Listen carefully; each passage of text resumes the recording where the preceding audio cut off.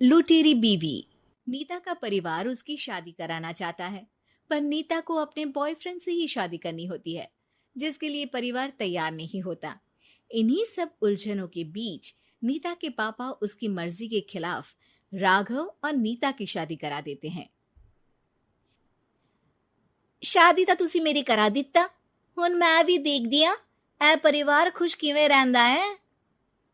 अपने गुस्से के चलते नीता शादी के अगले ही दिन से परिवार में सबको उल्टे जवाब देना, किसी की कोई बात ना सुनना और अपने मन मुताबिक रहना शुरू कर देती है, जिससे घर में सबको दिक्कत होती है, लेकिन नीता को कोई कुछ नहीं बोलता।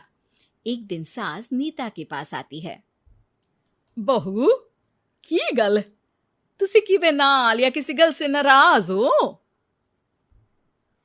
तुहानू मेरी फिक्र करन दी कोई लोड़ नहीं, मैं ठीक हाँ।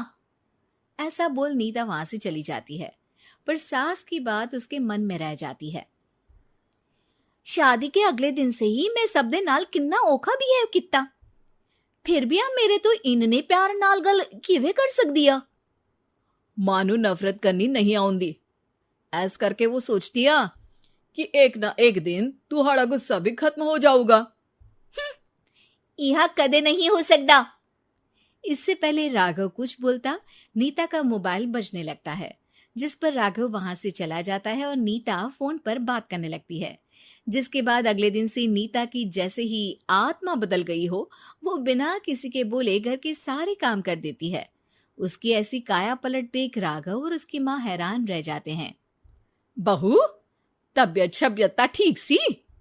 तबियत छड्डो मां, मैनू लगदा आ इसदा दिमाग हिल गया। ए तुसी दोनों की गल करी जांदे हो? मैं ठीक आ ते मेरा दिमाग भी। बस आज रियलाइज हो गया कि मैं अपने गुस्से विच कितना प्यारा परिवार ठुकरा रही सी।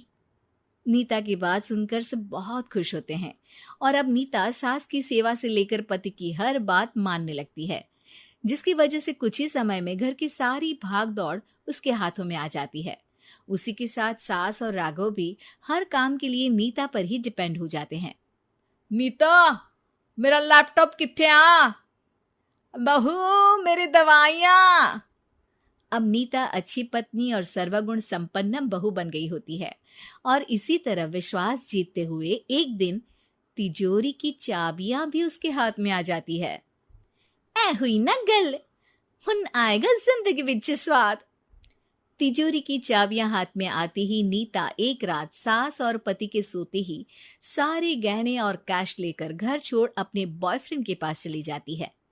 रवि, मैं आ गई, अब सानू कोई अलग नहीं कर सकता। ते वेख, मैं सारी ज्वेलरी ते कैश भी साथ ले आई। नीता की ये बात सुनकर रवि खुश हो जाता है और वो दोनों साथ रहने लगते हैं, जिसमें नीता पूरा समय काम करती है तो रवि उसके लाए पैसों पर ऐश करता रहता है।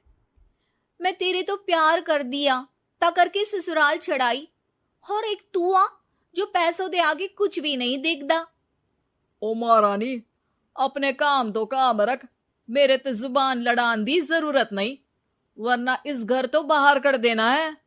ऐ मेरा घरा, तेरा ससुराल नहीं, जीवे मन किया रहली, इथे रहन लाई, हाथ चला जुबान नहीं।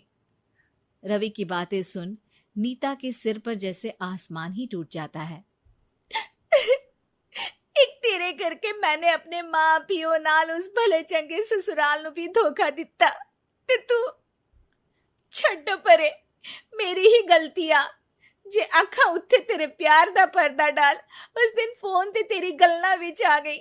जे नहीं आउंदी ता आज खुशी नाल उथे ही बैठी होनी सी।